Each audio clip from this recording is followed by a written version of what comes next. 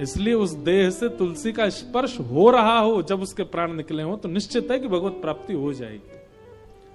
लेकिन अगर व्यक्ति ने केवल तुलसी पहनी, नियमों का पालन नहीं किया, नियमों का पालन मतलब एक ही नियम है तुलसी जी का, क्या कि तुलसी धारण करने के बाद कंठ से नीचे अपवित्र वस्तु नहीं जानी चाहिए आपके मुख में।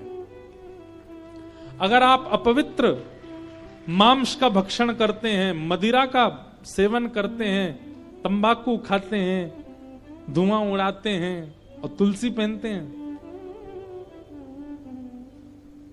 वो तुलसी नहीं फिर काष्ठ है।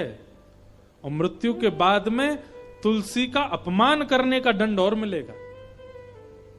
इसलिए एक जगह मुझसे एक व्यक्ति पता क्या बोला, महाराज जी मैं तुलसी पहनता हूं पर मैं कॉलेज में पढ़ता हूं, बच्चों के साथ कभी कभी खाना पीना पड़ता। मैंने कहा हे भाई तू क्यों पहनता है तुलसी?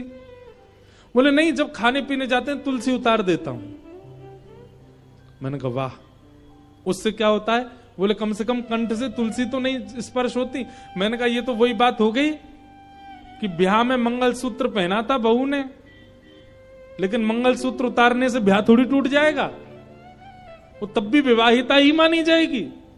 कभी कभी मंगलसूत्र साइड रखने से क्या वो उसका ये समझ लें कि अब उसका ब्याह नहीं है, ब्याह तो हो गया। अब चाहे मंगलसूत्र धारण करे चाहे नहीं, एक बार कंठी अगर गले में पहन ली तो मतलब आप वैष्णव हो।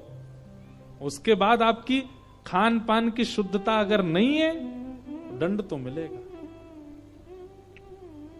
इसलिए तब तक तुलसी जी मत पहनिए जब तक आप अपने चित्त पर ये भरोसा ना कर लें कि हाँ हम अपने भोजन और भजन और पान को शुद्ध कर सकते हैं। विशेष रूप से तो मांस सेवन करने वाले और मदिरा पीने वाले, तंबाकू सेवन करने वाले, इन लोगों से तो हमारी प्रार्थना है बिल्कुल मत पहन लेना। और जब पहनो तो सबको विष के मात्र त्याग देना, विष के समान त्याग देना। तो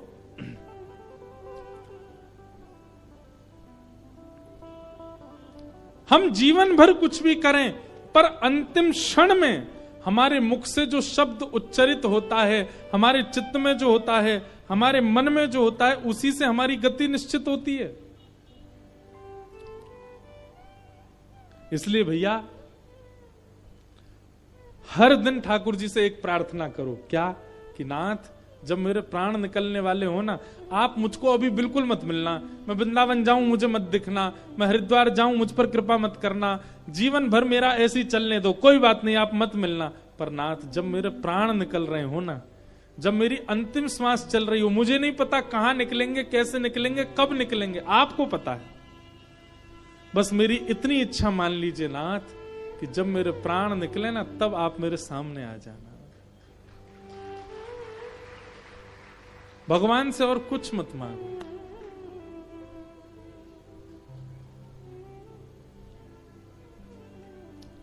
भक्तमाल जी के कथा में एक प्रसंग ऐसा भक्तमाल जी के विषय में सुनाया जाता है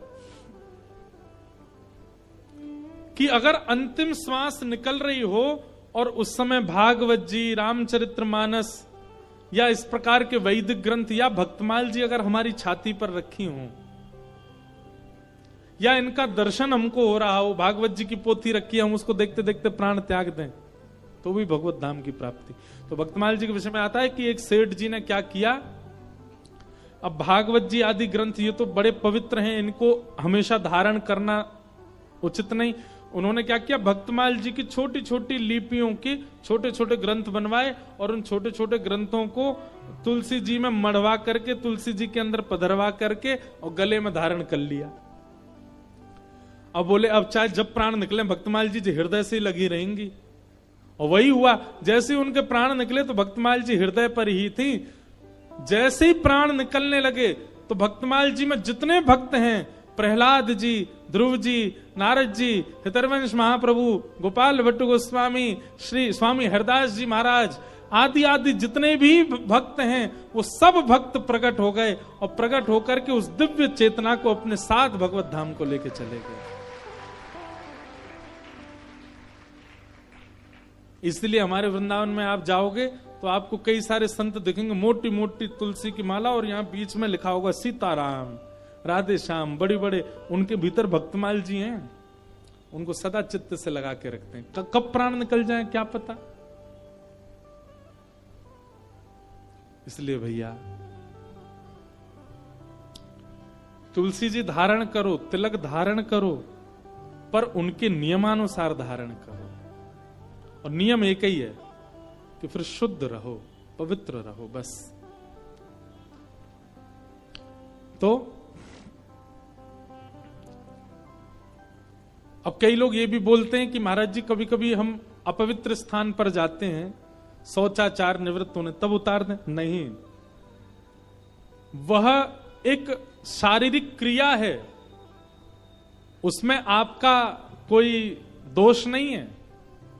वो शारीरिक क्रिया, ऐसे तो घर में भी तो झाड़ू लगाते हैं, उसको भी साफ करते हैं हम, ठीक वैसे ही तन जो है, तन के भीतर भगवान रहते हैं, तन भी एक स्थान है भगवान का, तन भी देवालय है, उस तन को हम साफ मात्र कर रहे हैं। उस समय ये भावना नहीं रखनी कि हमको उसका त्याग, वो एक शारीरिक धर्म है। शौचाचार एक प्रकार से अपवित्र स्थिति है, हम उसके बाद स्नान करते हैं, शुद्ध करते हैं स्वयं को, परंतु वह शरीर का धर्म भी है, वो करना आवश्यक है। इसलिए उस स्थिति में ये विचार ना करें कि वो अपवित्र स्थिति, हम तुलसी उतार दें क्या, पहनो। तो भीष्म पितामह जी महाराज बाणों के सैया पर लेटे हैं, और तभी